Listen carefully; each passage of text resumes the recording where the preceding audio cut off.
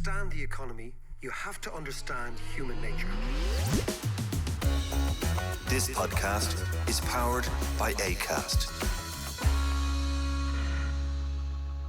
How you doing there? It is time for the podcast. Podcast today is going to be all about the intersection of economics, politics, culture, and maybe not to sociology, John. Sociology. Oh, yeah. Throw in a bit of that. But a question in this podcast is, what is radical politics? Is radical politics politics that is far removed from where the people are? And if that is radical politics, so if you are taking a radical position, you are radically far away from the vast majority of people, in which case you're either wrong or you're trying to drag them in a certain area. Mm-hmm. If you look at this podcast is going to be very revelatory, John, because what it's going to tell you... And radical.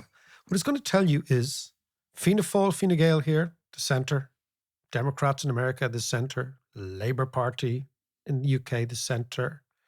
If we go into France, you'll have Macron's En Marche, the centre, Christian Democrats, Social Democrats in Germany, the centre. All these parties call themselves centrists, and therefore you think that they and their ideas would match the centre, i.e. they would be much more representative of the average dude on the street than radical politics. Yeah.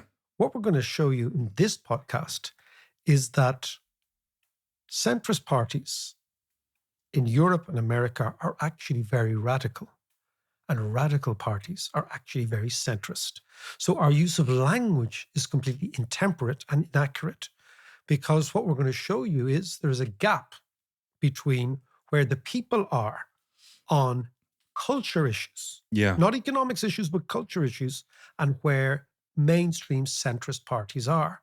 And as a result of that, mainstream centrist parties all around Europe, including Ireland, are actually very radical in comparison to where the population are and ultimately where the population want them to be. So this is a relatively new development. It is a relatively new development.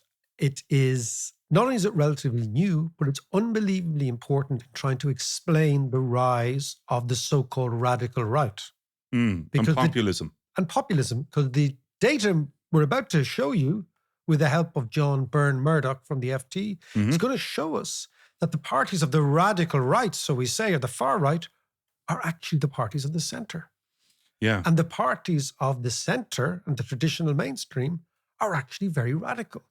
Because we're measuring radicalism in terms of the distance away from the average person you are. Yeah. And if the political parties are miles away on crucial issues from the average person, then they are radical. And if in this case, far right, that we're calling far right, are closer to the average person, well, they are centrist. And we've got our language all mixed up. So to help us decipher language, policies, or radicalism, and all that good stuff, let's go to John Burn-Murdoch of the FT, who wrote a wonderful piece a couple of days ago on precisely this topic. John, how are you? Great to see you. I am very well, thanks. Thanks for having me. Not at all. Now, John, explain to me the premise of the article, and then we can talk to the listeners about it. Sure. So I should say that I'm very much standing on the shoulders of one particular giant on this one, which is a political economist by the name of Lawrence Gunther at the Toulouse School of Economics. So he's done this whole body of work about what he calls representation gaps. So this is the idea that the public, the voters, and politicians each have views, policy preferences, values, and that there is a gap between the public and the politicians on cultural issues. So if you ask people, whether they're members of parliament or members of pubs, shall we say, you ask them for their views about their preferences on what should be done about the economy, taxing, spending, public services, that kind of thing, you'll get fairly similar answers, similar preferences, depending on whether you're in the pub or in parliament. Okay. Whereas so give me an example. So if you were to say, like, what do you think of capitalism, right? Or do you think capitalism is a good idea? So politicians would say, there'd be a certain amount, say, strongly agree, strongly disagree, something like that? Exactly that. So questions about capitalism, questions about whether the state should intervene in running things, questions about whether more income and wealth should be redistributed from the rich to the poor. So you'd get a range of responses, but they would look pretty similar, whether it was public or politicians. Okay, so again, I put that. So the average bloke in the pub would, let's say, 49% of the average people in the pub would say, where do you feel on capitalism? Say, well, I'm a very liberal person. And that would broadly concur with politicians. Or I'm a very illiberal person. So the percentages of what people think in the pub and the percentages of what people think in Parliament or the Dáil are broadly similar on those old ideas. Exactly that. So the one way of thinking about it is that wherever someone stands, or wherever most people stand on those economic questions, they can look at TV, open the newspaper, read the politics section, and they'll see their views represented there. There'll be parties to the centre left, parties to the centre right. Whoever's been in government the last couple of decades, one of those big old school parties will have represented their views. Okay.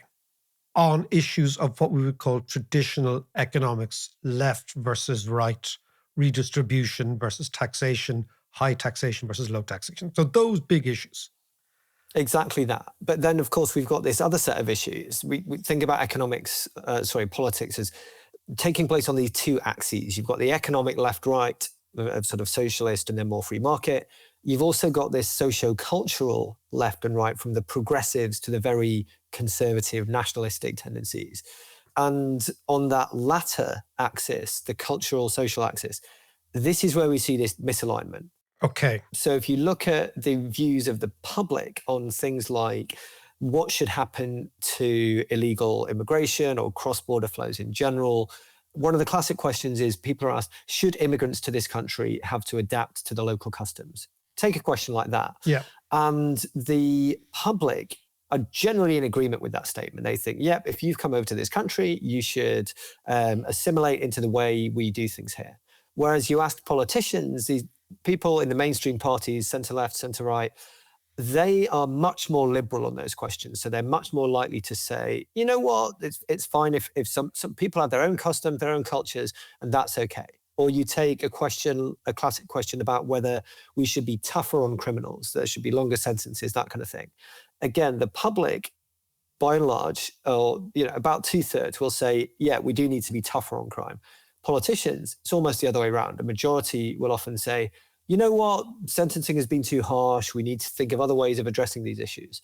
So on those social cultural issues, the person in the pub, person down the street, is looking at the political class and thinking, you folks are actually just not thinking about this in the same way as me. You don't see a problem here, maybe. So that's where there's this big disconnect. And it's analysing loads of survey data from loads of countries that Lawrence Gunther has done to show that this is how things are.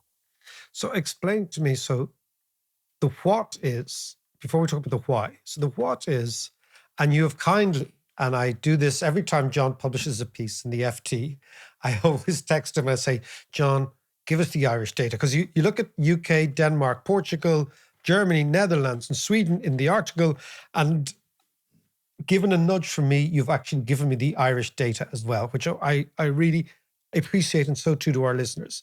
So give me the case, let's say, in the UK, and let's say Netherlands, and take Portugal, those three countries, and then we'll take Ireland and see what the difference is. So in the UK, what is the gap between the public and politicians, and what does it look like, and how big is it? And does that explain Farage? Right. So in the UK, if we take the question about, I'll read out the actual question wording, which is, people are given the statement, immigrants should be required to adapt to the customs of this country, and you can agree, disagree, strongly or weakly. And what you see from the public is about 87% of people, so sort of about 6 in 7 people say, yeah, people who come to this country should adapt to the customs of the country, of the UK. And they strongly agree. Well, it's about 50% who strongly agree, about 35% who agree more weakly. But, okay, so in total. But yeah, in total. Whereas among politicians, fewer than half of politicians say that immigrants should be required to adapt. So you can think of this as, it's almost like the majority of politicians are endorsing this very multicultural approach, this idea that we should be a culture not only of multiple ethnicities, but of distinct cultures. Whereas the public are generally saying multiple ethnicities, that's fine. People can come from all over the place, but everyone should be moving in the direction of the existing culture in the country. So whether that's language, values, religion, that kind of thing. There's that the politicians are saying, we'll take all sorts and people can very much protect their own ways of life. The public say people should adapt. Okay, so that's the case in the UK. So basically what they're basically saying is like, we're not that fussed about who comes in as long as within a short amount of time they become quote unquote British. Exactly that. For whatever description of what British culture is. Yeah. But they're not basically walking around visually, intellectually, socially as a distinct group.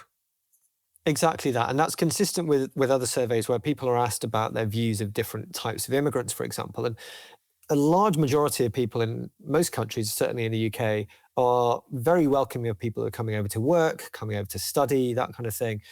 But people who are coming over claiming asylum, people who don't improve their language skills, people who are thought to be coming over to not work, to claim benefits, that's where people have that unease. So it's this acceptance of immigration in general, but an unease with the idea of these distinct groups who are not integrating. And that's the view that is broadly held by the public, whereas the politicians seem to take a more liberal stance. And the case of, let's say a country like Germany before we get to Ireland?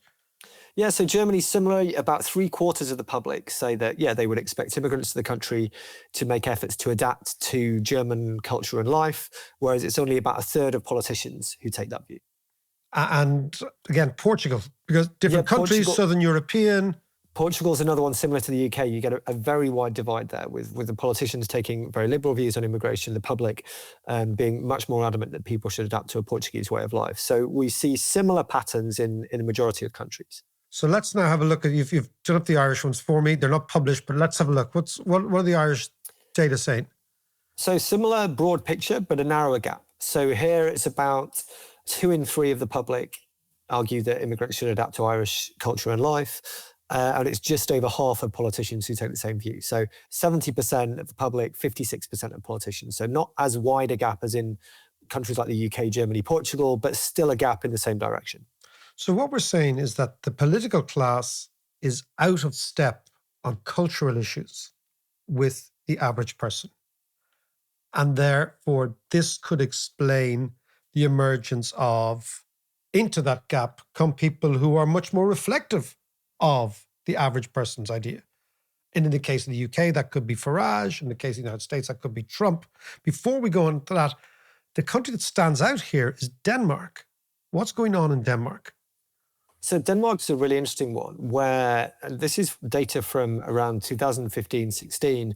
And what we see is even back then, the public and the politicians were almost completely aligned on questions around immigration and integration and that kind of thing.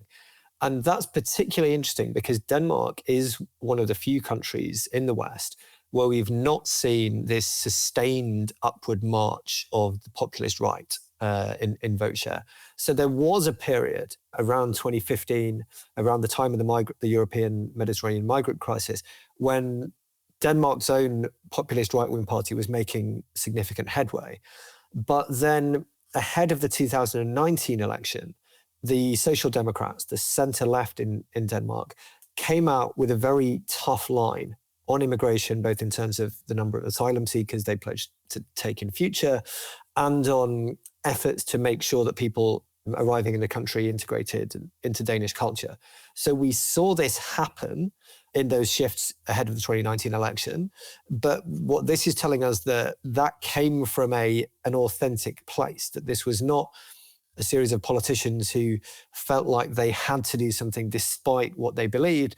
It's telling us that the political mainstream in Denmark actually were aligned with the public at the time. And I think that matters because we often see other parties towards the centre now talking a tough game on immigration, but that is often perceived as being disingenuous. It's perceived as just being people trying to talk their way out of the problem instead of acting. Whereas I think in the case of Denmark, there was a sense that the political class were with the public, cared deeply about this and wanted to solve it.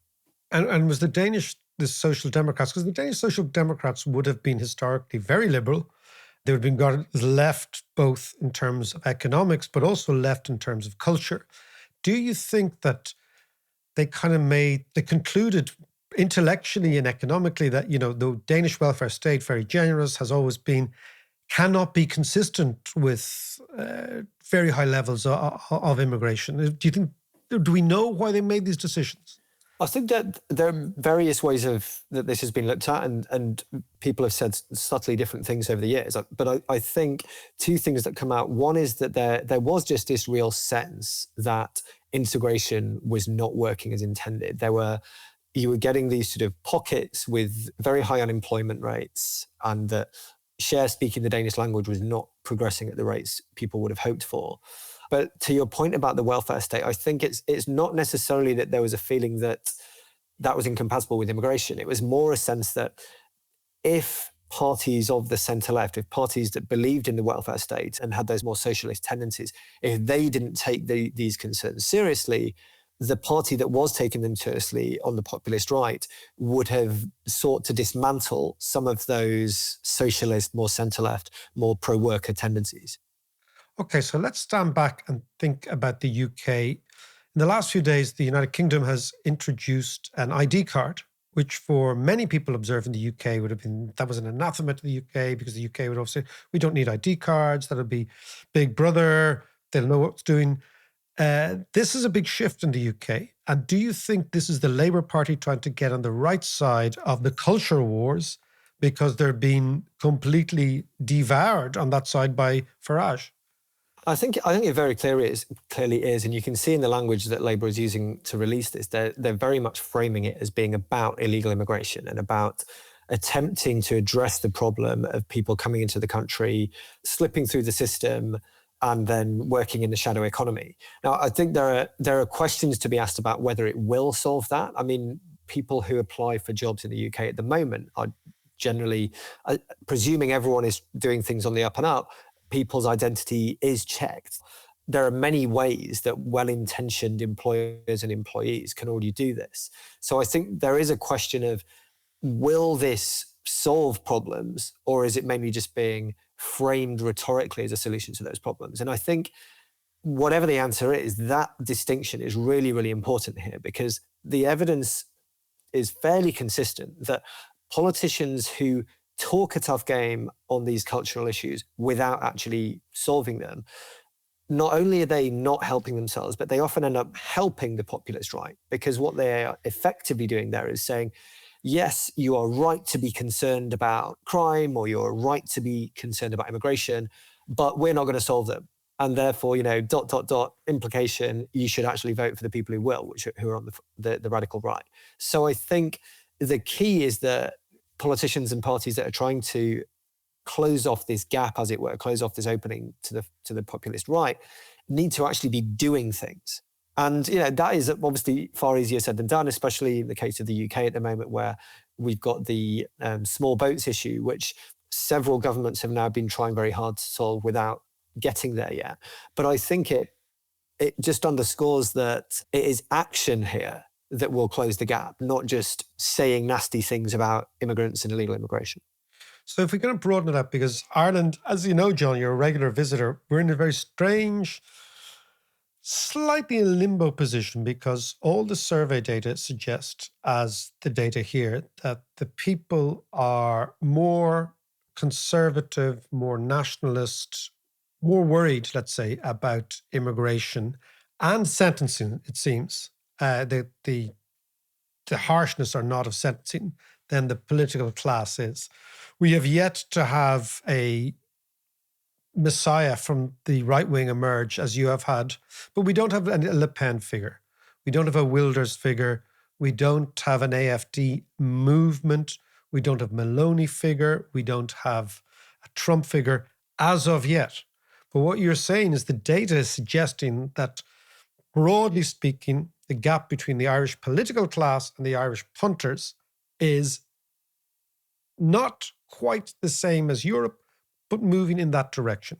So it means that the fuel for this movement is there. Now, for many, many years, there was a party called Fianna Fáil, which is in power in Ireland, and Fine Gael, right? The two main parties. And their basic idea was we kind of know where the people are and we will more or less follow where the people are. So as a result of that, we have had for nearly 100 odd years, very much stable politics, right? Why do you think parties like this, I'm asking your conjecture in Ireland, and then I want to ask your experience in England. And I'm taking the Labour Party to be, again, an example, and the Conservatives. Why do you think those parties that used to kind of be on the pulse of the nation are not anymore? Yeah, it's a great question. And I mean, one of the theories here is that this is partly to do with the education mismatch now between politicians and the general public. So I think people are used to this idea that, well, most people go to university now, so surely the public can't look that different to politicians in that regard. But I think there are two things there. First of all, in most countries, it's not most, it's sort of maybe 40% or so. But also that is 40% of 18, 19-year-olds today. So in the population as a whole, the political class is still far more well-educated than the public. And so, I'm not someone who uses terms like sort of indoctrination and this idea that the universities are just sort of engines of woke, as it were. But there is clearly some sense in which there is a way of thinking about the world and certainly about these cultural issues, I think, which becomes completely natural for most people who've gone through the university system and is much less natural to those who haven't. And, again, there are subtle differences here. It is not a case of everyone who's been to uni this, everyone who hasn't that. But I think it's that sort of intellectual values system, I think, is a big part of this, that people are just thinking about this in very different ways. So you think that, if you go across, I mean, I know in the case of Ireland, we have a very, very huge success rate in university now, but it's changed very rapidly. And if you look in the Dáil, there's very few young TDs. There's a lot of old TDs. Number one, those old TDs probably better educated than their peers. And their views are kind of formed in sociological departments or sociology departments of various universities. And so that might explain it, because it does seem like a basic error on the part of the politicians, unless you think they're trying to lead the countries down a certain way and they have a view that sort of multiculturalism and et cetera are objectives of policy. But I'm not sure that's the case. Yeah, the leading question is really interesting, because I think someone could read all of this research and look at all this data we've been talking about and could still, I think, quite legitimately conclude, well, there are two ways to close this gap. The politicians could move towards the public, or the politicians could make the case that the public should move towards them.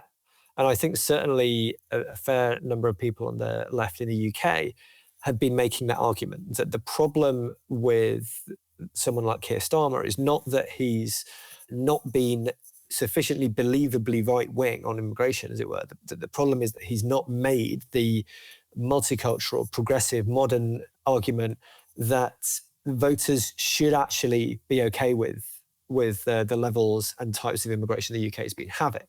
And as I say, I think the theory there is perfectly sound, but what I would question from the closer look I've been taking at the data is that, again, there's an assumption there that it's essentially ignoring the fact that there are legitimately some problems with integration in a country like the UK. So the share of people in the UK who don't speak English to a decent standard rose between 2011 and 2021.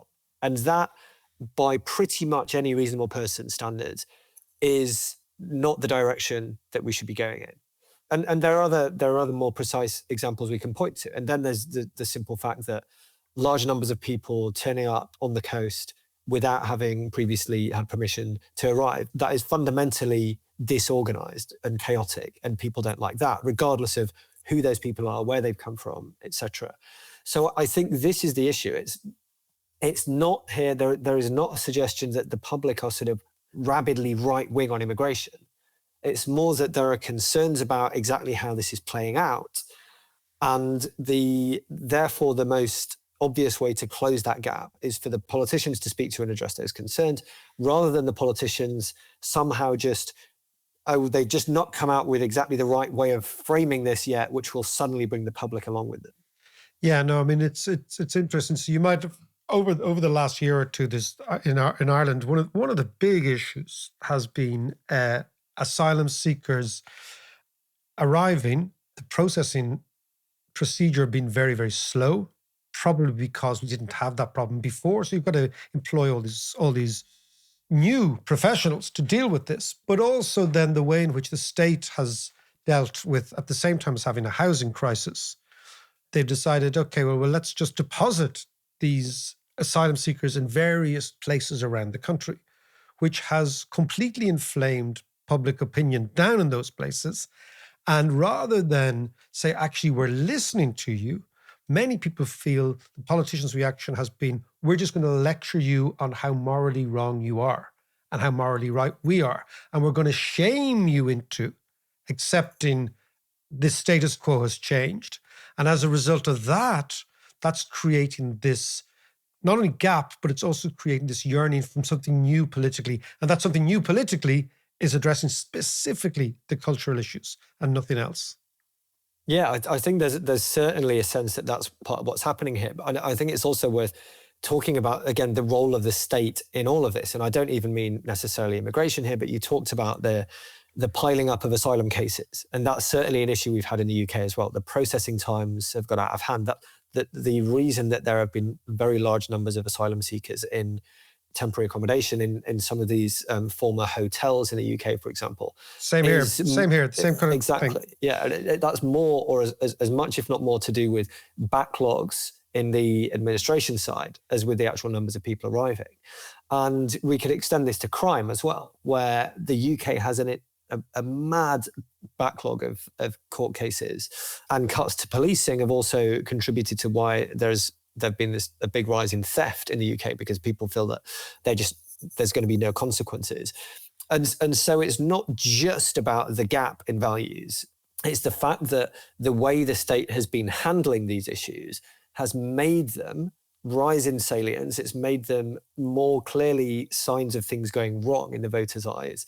And that then, of course, is also why in the UK, a year ago, just over a year ago now, despite most of the things we've been talking about being true at that point, Labour were still the ones who won the election, because at that point, they were still seen as a set of people who could come in and fix things. But a year and a bit on, they've come in, they're perceived as not having fixed things at all, or if anything, some things having gone slightly backwards. And that's why you now have the situation where a party as radical as Reform UK can be polling on around 30%. So it's the confluence of all these things. It's the values gap, which, to your point, that's the fuel or the dry tinder. And then that is the match for that is either a sudden rise in asylum cases, or in the case of the UK, it's all of that on top of repeated failures by governments to really get a grip of the situation. Yeah, I mean, just one other issue, because I do want to ask you at the end about reform and the possibility of a reform government next time out. Another issue, and you've written about it a couple of weeks ago, was this idea of the contrast between actual violent crime and what I would describe as in-your-face crime. So you did the data in the UK and I was looking at the data in Ireland. So violent crime, the chances of being murdered in Ireland have collapsed dramatically. In fact, Ireland has a lower murder rate now than it had in the early noughties, 2008, 2009. But the chances of getting your phone robbed, or the chances of getting your bike robbed, or the chances of getting your shop robbed if you're a shopkeeper have gone through the roof. So what we've done is we've had a situation in Ireland, I think it's the same in the UK, so where violent crimes have fallen, but kind of in-your-face petty crimes have risen. But the problem is, because when it comes to murders tend typically to be disguised. They tend typically to affect a very small part of the population. If the murder rate drops, not that many people feel it, because by definition, murders are secret. Whereas if petty crime rises, everyone feels it because it's in your face. And as a result of that, the perception is that crime is rising. It's out of hand. It's part of this immigrant problem. And consequently, the whole thing's thrown together.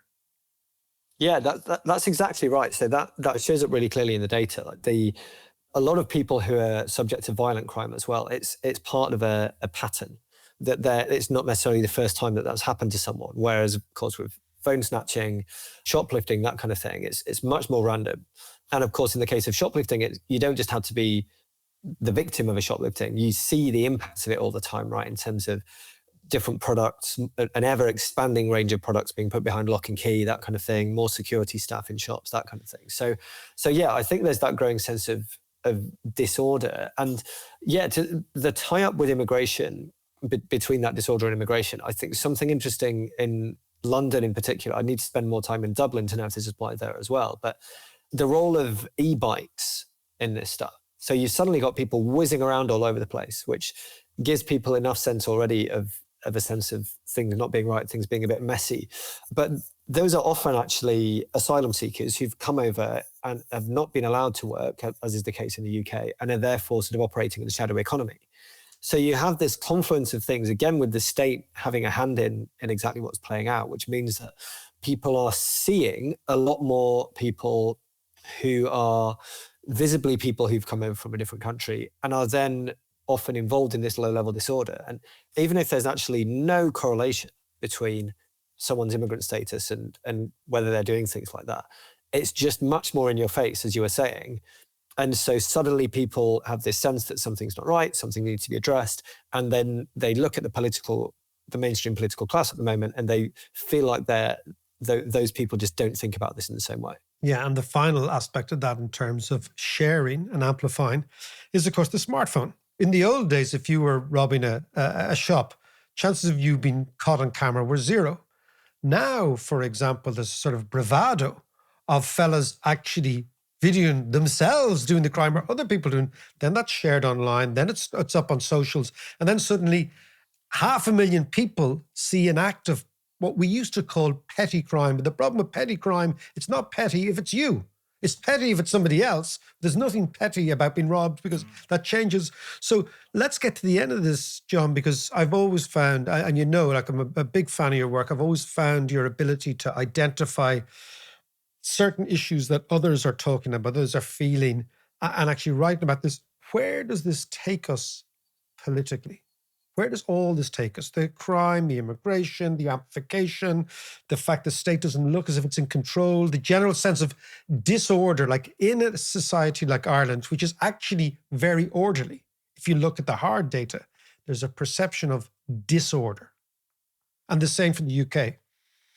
Yeah, I mean, we can each look to our west, I guess, a bit of a further look from where I am than you. But yeah, there's a solid argument to be made that this dynamic is part of what led to Trump being elected. So obviously no election is won on a single issue. Inflation was the most important issue in the last US election, but immigration ranked very high as well. And the numbers of people crossing the southern border in the US were extraordinarily high in 2023-24.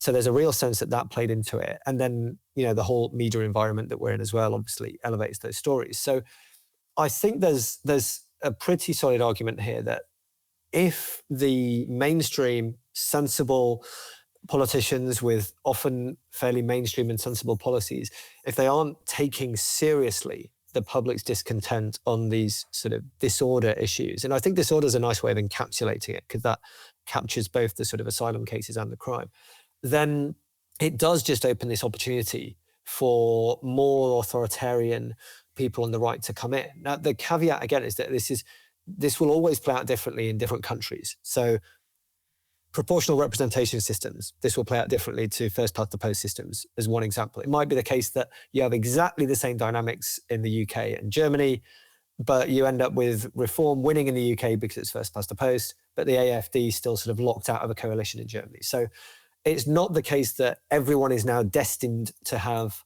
radical right heads of state in the next decade. But the general trend of rising public appetite for someone who will just take these issues seriously and try to do something about them, I think is something that we're going to see continuing until and unless the centre-left and the centre-right are seen to really be taking action on. John Burn-Murdoch, as always, a pleasure to talk to you. Fascinating stuff. John and I will come back and have a discussion about this afterwards. But brilliant stuff, John. Thank you so much. My pleasure.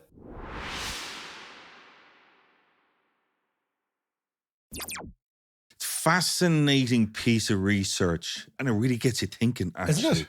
That the radical are centrist and the centrists are radicals. Yeah. It reminds me of when he was talking there, it reminds me of that great De Valera quote. I don't know if it's a great quote, but it's a De Valera quote. If it's from Dev, it's got to be great, man. When he said, if I want to know what the Irish people think, I look into my own heart. Look into my, I mean, and that actually sums it up, really. There's a beauty in that quote. There's a beauty, there's a pomposity and an innocence at the same time. But is that kind of sums up what many of the radical centrists, as they are now to be known, are they kind of thinking that, look, I know best? Absolutely. So I think what John has elucidated there is something that is escaping many, many analysts, journalists, commentators, political freakers, all that sort of stuff. And I think it's because the language is wrong. So the language that we have used is, and again, I come back to it, as I said at the very top, that the center position is the broad median aggregate of where most people are. But if you find on these cultural issues that the political class is far away from the broad average dude, what it means is the political parties are radical. Yeah. And if those political parties are absolutely centrist in their economics, their tax, their spend, but are very, very radical on their social agenda, then they are the radicals. Whereas the far right, that we're calling far right, that seem to be much, much closer to the average person on issues of integration, of immigration, of crime, not only are they not radical, they're actually in the center. Yeah. Now that then is the eureka moment that explains why so many people in the center are voting for reform in the UK, President Trump in the United States, Meloni, Le Pen, etc. It's because those politicians that the mainstream are calling radical, the actual broad swathe of the population agree with. Yeah. And the people who agree with the radical position are only the extreme, educated, sociologically educated, and people who have an agenda that they want to spread. But see, I actually thought that was a really interesting point when he spoke about the gap in education that most of all of the politicians, the UK, I know he's talking a lot about the UK, but it goes the same for here in France and Germany and Denmark. And America. That the politicians are well educated. And there is this element as well that, you know, in trying to, I know you was going about the woke mind virus. I don't always go on about the woke mind virus. I just say it to piss you off because John rarely gets angry. He's a very, very placid fella. He's even more placid that I've brought him some jellies back from New York. You should see the head in them. Anyway. They're good jellies. They are. But this is what gets them, because I just say you're suffering from the woke mind virus. But it is the Trump derangement syndrome. but this idea, I'm not using the word woke, but the idea of kind of being liberal and trying to... Or progressive, or whatever you want to use. Yeah. But the politicians, certainly in this country, trying to be all things to all men. And as JFK says, you know, you can't please all the people all the time. But by doing that, they end up doing nothing. Well, you see, and they don't take those, you know, hard decisions that they talk about. Well, it's interesting. It's not that they think they're pleasing everybody, but they're actually leaving the bloke and the blokette, man and woman, in the pub behind. And they're increasingly alienating themselves from the people, the normal people, and they are allowing themselves being driven by what is quite a rather radical idea. on the issue of immigration and law and order, as we spoke about. So I think what we have, John, is a mangling of the language. And in a way, it's quite unusual because normally language leads. It doesn't actually lag. Language and slang tend to lead because language is so unbelievably malleable and changeable and all that. Whereas I think right now what we have is the language is behind. And the idea, as you say, that certainly in our generation, the political class is more traditionally educated than the average voter. Makes sense because in the traditional education, if you go through third level, you're much more likely to be influenced by liberal ideas, much more likely to be influenced by ideas that would be regarded as democratic. Maybe inoffensive is another word, that you don't want to offend people because you think that offending people is an actual primitive urge, and a much more civilized and sophisticated urge is not to offend people. But what you end up with is policies that the average person doesn't not only agree with, but doesn't even recognize. Yeah. And this, I think, explains a lot of what's happening in society. But where does the correction come? There's always a correction at some stage. Yeah. Where does that come? Trump is the correction. Trump is the evidence. It's not a great correction. No, but Trump or whatever. But it's not a great correction. But if you regarded Donald Trump as evidence, something is badly wrong within the consensus political establishment. Something is badly wrong within the elite. What you have, and I keep coming back to it, is the fascinating thing is it's who's right and who's wrong here. And I don't mean right and wrong morally, but who's on the right wave and who's in the wrong wave. All the so-called radical right have been voted in democratically by normal people. So Farage, or at least in the polls, Trump, Le Pen, all the votes these guys are getting, the AfD, Wilders, Meloni, Orban. You can go as far as, Vucic in Serbia. You can go wherever you'd like. The new president of Poland, whose name escapes me. They've all been voted in by normal people going about their normal business, voting in a normal, functioning, transparent democracy. And at every stage, what the normal people are saying is we reject the radicalism of the mainstream parties. And the mainstream parties react to that by pointing the finger at the people who voted for the right-wing people and saying, you are radical, you are wrong, you are some way uncivilized, you're unsophisticated, and frankly, you are the past. But in fact, they're the future. Apart from Denmark. So what did the Danes do? And this, we'll end here. This is the fascinating thing. So the Danish Social Democrats decided, you know what?